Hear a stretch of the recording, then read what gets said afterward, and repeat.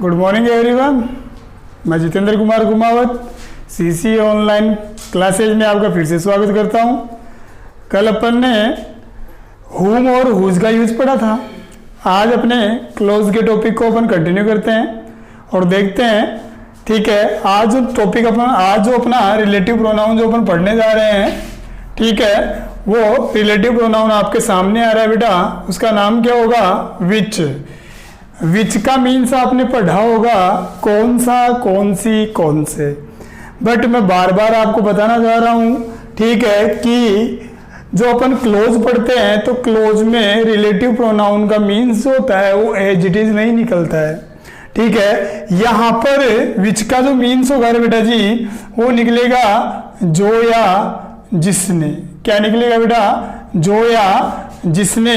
ठीक है, इसका यूज देखते हैं अपन कैसे कैसे होता है, वो भी अपन देख लेते हैं। तो इसका यूज जब अपन करेंगे बेटा जी, ठीक है, तो इतना अपने को ध्यान रखना है कि इसका यूज लाइफलेस थिंग्स के लिए होता है। किसके लिए होता है बेटा? लाइफलेस थिंग्स के लिए होता है। लाइफलेस थिंग्स की बात करूं तो निर्जीव वस्तुओं के लिए इसका क्या करेंगे बेटा? अपन यूज कर लेंगे। और दूसरा जो इसका यूज करेंगे अपन वो कर लेंगे बेटा एनिमल्स के लिए। किसके लिए यूज कर लेंगे बेटा जी? अपन एनिमल्स के लिए विच का यूज कर लेंगे। तो मैंने आपको बताया कि विच का जो मीन्स होता है वो जो या जिसने होता है। विच का यूज जो होता है वो लाइफलेस थिंग्स अर्थात निर्जीव वस्तुओं के लिए होता है और एनिमल्स के लिए होता है। जब भी अपन विच का यूज करते हैं बेटा जी तो हमेशा दिमाग में रखें कि एक तो इट को और रेयर केसेस में अपन डेट को भी क्या कर देते हैं बेटा? कैंसिल कर देते हैं। ठीक है, अब अपन इसका फॉर्मूला बना लेते हैं। अगर आपको एग्जाम में क्या दिया हुआ रहता है बेटा? कोई ब्लैंक दिया हुआ आता है और उस ब्लैंक से पहले अगर आपको कोई लाइफलेस थिंग दी हुई आती है और या फिर कोई एनिमल दिया हुआ आता है तो डेफिनेटली अपन को किसका यूज करना है बेटा जी? विच का ही यूज करना है। ठीक है, ब्लैंक के बाद में क्या आ रहा है ये मैटर नहीं करता है। मैं फिर से एक बार आपको बताना चाहूंगा कि विच से पहले, ब्लैंक से पहले अगर कोई लाइफलेस थिंग आती है या कोई एनिमल आता है तो उस सिचुएशन में सुटेबल रिलेटिव प्रोनाउन कौन सा होगा बेटा? अपना विच ही होगा। ठीक है, इसका एक एग्जाम्पल मैं आपके सामने रखता हूं। जैसे मैंने यहां पर लिख दिया दिस इज द केट। मैंने यहां पे लिखा है बेटा दिस इज द केट। ठीक है, और मैं बोलूं साहब आई लाइक मोस्ट। मैंने एक सेंटेंस लिखा है कि this is the cat I like most और मैं आपको ऑप्शन दे रहा हूं यहां पर। एक ऑप्शन मैंने दे दिया विच और एक ऑप्शन मैंने आपको दे दिया यहां पर हुम। अब अपने को यहां पर डिफरेंशिएट करना है, ठीक है, कि यहां पर विच का यूज होगा या फिर हुम का यूज होगा, वो अपन देख लेते हैं। तो अपने को ये पता लगाने के लिए सबसे पहले ब्लैंक से पहले जाना होगा। अपन ने ब्लैंक देखा और ब्लैंक के जस्ट पहले अपन ने क्या देखा बेटा?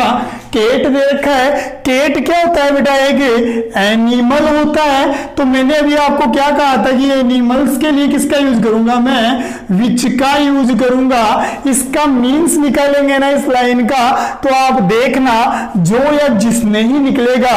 ठीक है, या जिसे भी निकल सकता है। इसका मीन्स अपन क्या निकाल सकते हैं बेटा? जिसे भी निकाल सकते हैं। दिस इज द केट, यही वो केट है विच आई लाइक मोर, जिसे मैं बहुत ज्यादा क्या करता हूं? लाइक करता हूं। तो जिसे का मीन्स दे रहा है यहां पर विच। एक एग्जांपल मैं और देख लेता हूं। मैं यहां पर बोलूं साहब आई, ठीक है, आई परचेज्ड, ठीक है, अ डॉग।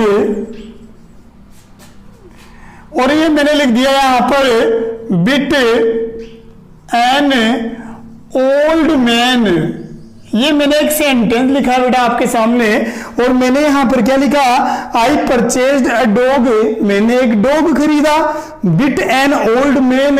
अब यहां पर अपने को ये देखना है कि इस सेंटेंस में, ठीक है, विच और हुम में से कौन सा रिलेटिव प्रोनाउन सूट होगा वो अपन देख लेते हैं। तो ब्लैंक से ठीक पहले आया मैं, तो ब्लैंक से ठीक पहले मेरे को क्या दे रखा है बेटा, डॉग दे रखा है। डॉग क्या है रे बेटा जी, एक एनिमल है, तो एनिमल्स के लिए अपन किसका यूज कर देते हैं बेटा, विच का यूज कर लेते हैं। तो यहां पर मींस क्या निकलेगा कि आई परचेज्ड अ डॉग, मैंने एक डॉग खरीदा, विच, ठीक है, विथ एन ओल्ड मैन, जिसने, विच का मीन्स यहां पर क्या निकल रहा है बेटा, जिसने, आप देख ले डॉग के लिए विचार है, ठीक है, विच, जिसने, बिट एन ओल्ड मैन, किसको काट लिया, एक वृद्ध व्यक्ति को काट लिया। तो ये तो अपन ने बात कर ली कि विच का यूज एनिमल्स के लिए कैसे होता है। अपन ये भी देख लेते हैं कि लाइफलेस थिंग्स के लिए विच का यूज कौन सी,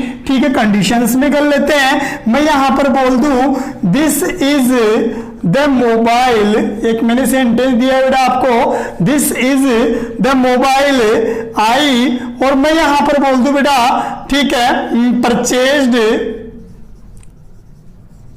और ये मैंने लिख दिया है बेटा लास्ट मंथ, लास्ट मंथ। आपके सामने एक एग्जाम्पल है, इस एग्जाम्पल को आप इजी वे में सोल्व कर सकते हैं, ठीक है। ब्लैंक से ठीक पहले अपन देख लेते हैं, ब्लैंक से ठीक पहले अपने को क्या दे रखा है, मोबाइल दे रखा है। मैं आपसे ये पूछना चाह रहा हूं कि मोबाइल कोई एनिमल होता है, आपका आंसर होगा नो सर, ये एनिमल नहीं होता है। मैं आपसे ये भी पूछूंगा क्या ये कोई लाइफलेस थिंग है, कोई निर्जीव वस्तु है, तो कई बच्चे मेरे को पता है कि ये भी जवाब देंगे नहीं सर, ये लाइफलेस कैसे होगा, तो लिविंग बीइंग होगा, ये तो वाइब्रेट करता है, ये तो गाने भी गाता है, तो ये तो सजीव होगा। लेकिन मैं आपको बता देना चाहता हूं, ठीक है, कि ये सजीव नहीं होगा, ठीक है, ये क्या होगा बेटा, लाइफलेस ही माना जाएगा। तो मोबाइल के लिए मैं किसका यूज कर लूंगा रे बेटा, विच का यूज कर लूंगा। यहां पर मीन्स क्या निकलेगा बेटा जी कि दिस इज द मोबाइल, यही वो मोबाइल है, विच आई परचेज लास्ट मंथ, जो मोबाइल मैंने कब खरीदा था बेटा, पिछले महीने खरीदा था। ये मैंने आपको एक विच का यूज बता दिया है। अब आगे अपन पढ़ते हैं, अगला जो रिलेटिव प्रोनाउन अपना आएगा वो कौन सा आएगा बेटा, व्हेन आएगा। आपने शायद पढ़ा होगा कि व्हेन का मीन्स कब होता है, लेकिन मैं आपको बता दूं, फिर बताना चाहता हूं, ठीक है, कि जब भी क्लोज पढ़ते हैं तो व्हेन का मीन्स कभी भी कब नहीं होगा, इसका मीन्स क्या निकलेगा रे बेटा, जब निकलेगा। क्या निकलेगा बेटा जी, जब, ठीक है। इसके यूज में अपने को इतना ध्यान रखना है कि अपन किसको कैंसिल कर देंगे बेटा, देन को कैंसिल कर देंगे। किसको कैंसिल कर देंगे रे बेटा, देन को कैंसिल कर देंगे। मैं आपको फिर बताना चाह रहा हूं कि देन भी दो तरीके के होते हैं, एक तो THAN होता है और एक THEN होता है। मैं आपको यह बताना चाह रहा हूं कि THAN जो होता है वो कंपैरिजन बताता है और THEN जो होता है वो टाइम शो करता है। तो ये THEN जो टाइम शो करने वाला जो, ठीक है, वर्ड अपने पास है, इसको अपन कैंसिल करेंगे, THAN को कैंसिल नहीं करेंगे। इसका एक फॉर्मूला बना लेता हूं कि अगर ब्लैंक से पहले अपने को क्या दिया हुआ था बेटा, टाइम वर्ड दिया हुआ आता है, कोई भी समय सूचक शब्द अगर अपने को कोई दिया हुआ आता है तो उस सिचुएशन में अपन किसका यूज कर लेंगे बेटा, व्हेन का ही यूज करेंगे। मैं फिर बता देता हूं, व्हेन के यूज में देन ही कैंसिल होगा, he, she, it, him, her, them, there, ये कुछ भी कैंसिल नहीं होगा। एक एग्जाम्पल मैं आपके सामने रख देता हूं, यहां पर ये मैंने लिख दिया, इट वॉज, मैंने लिखा है इट वॉज 1947 इंडिया, ये मैंने लिखा है बेटा इंडिया, और मैं लिख दूं यहां पर गोट फ्रीडम। मैंने क्या लिखा है बेटा, it was 1947 blank India got freedom, और ये यहां पर मैंने आपको ऑप्शन दे दिया है बेटा, एक तो व्हेन दे दिया है, एक ऑप्शन मैंने आपको देन दे दिया है, और एक ऑप्शन मैंने आपको वेयर दे दिया है। मैं आपसे इतना सा पूछना चाह रहा हूं कि इस ब्लैंक में इन तीनों ऑप्शन में से कौन सा सूटेबल ऑप्शन अपन यूज करेंगे, ठीक है। तो ये देखने के लिए ब्लैंक से ठीक पहले अपन आते हैं। ब्लैंक से ठीक पहले अपने को क्या दे रखा है बेटा, 1947 दे रखा है 1947 क्या है बेटा, टाइम वर्ड है, तो इट मींस टाइम वर्ड जहां आ जाता है वहां पर अपन किसका यूज कर लेते हैं, व्हेन का यूज कर लेते हैं। तो मैंने यहां पर क्या लिख दिया, it was 1947 when India got freedom. आप खुद भी दिमाग लगा सकते हैं, यहां पर व्हेन का मींस जब ही निकलेगा। देखते हैं कि 1947 का टाइम था जब इंडिया ने क्या किया था बेटा, फ्रीडम प्राप्त किया था। तो ये मैंने आपको क्या बताया रे बेटा, जब का यूज, व्हेन का यूज आपको बताया। नेक्स्ट मेरा जो रूल बनेगा बेटा जी, वो किसका बनेगा बेटा जी, वेयर का रूल मैं बनाने जा रहा हूं। वेयर का मींस क्या होता है, कहां होता है, लेकिन जब अपन क्लोज में वेयर को पढ़ते हैं तो इसका मींस क्या निकलेगा बेटा, जहां। क्या निकलेगा रे बेटा, जहां इसका मींस निकलेगा। इसका यूज जब भी होगा तो अपन दो वर्ड्स को कैंसिल कर देंगे, एक तो हेयर को और एक किसको बेटा, देयर को अपन क्या कर देंगे, कैंसिल कर देंगे। ठीक है, इसका रूल बहुत इजी होता है कि अगर ब्लैंक से पहले अपने को कोई प्लेस दे रखा है, ठीक है, कोई प्लेस वर्ड दे रखा है, कोई समय स्थान सूचक शब्द दे रखा है, तो अपन किसका यूज कर लेंगे रे बेटा, वेयर का अपन क्या कर लेंगे बेटा जी, यूज कर लेंगे। ये समझाने के लिए मैं आपको एक एग्जांपल देता हूं, ठीक है, और मैंने ये लिख दिया, ठीक है, कि दिस इज द, मैंने लिखा है बेटा दिस इज द स्कूल, और मैं यहां पर बोलूं वेयर, सॉरी मैंने लिख दिया आई रीड, इतना मैंने लिखा है, और मैंने ब्लैंक में, सॉरी आपको ब्रैकेट में ऑप्शन दिए हैं, मैंने लिख दिया वेयर, मैंने लिख दिया वैन, और मैंने एक ऑप्शन आपको दे दिया देयर।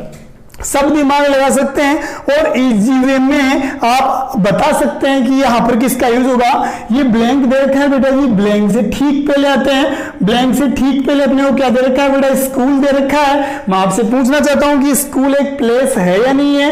आपका आंसर होगा कि हाँ सर स्कूल एक प्लेस ही है, तो अपन यूज किसका कर लेंगे बेटा, यहां पर वेयर का अपन क्या कर लेंगे बेटा जी, यूज कर लेंगे। आई होप आज मैंने आपको 3 रिलेटिव प्रोनाउन पढ़ाए। फर्स्ट जो था मैंने पढ़ाया विच, सेकंड जो था वो मैंने पढ़ाया व्हेन, और थर्ड जो था वो मैंने पढ़ाया वेयर। आई होप आप लोगों को ये तीनों रिलेटिव प्रोनाउन आज की क्लास में समझ में आए होंगे। ठीक है, मैं आपको फिर से याद दिलाना चाहूंगा कि मैं घमंड नहीं है, मैं गर्व के साथ कहता हूं कि मैं सीसीए स्कूल से जुड़ा हुआ हूं। अगर आपने ये कॉन्सेप्ट अगर सीसीए ऑनलाइन क्लासेज में नहीं सीखा, ठीक है, तो आप, मैं गारंटी के साथ कह सकता हूं कि आप ये कहीं नहीं सीख पाएंगे, ये मेरा दावा है। ठीक है, तो आगे ऐसे अपन को कॉन्सेप्ट क्लियर करते रहना है, और कॉन्सेप्ट क्लियर करने के लिए आप जुड़े रहिए हमारी ऑनलाइन क्लासेस से।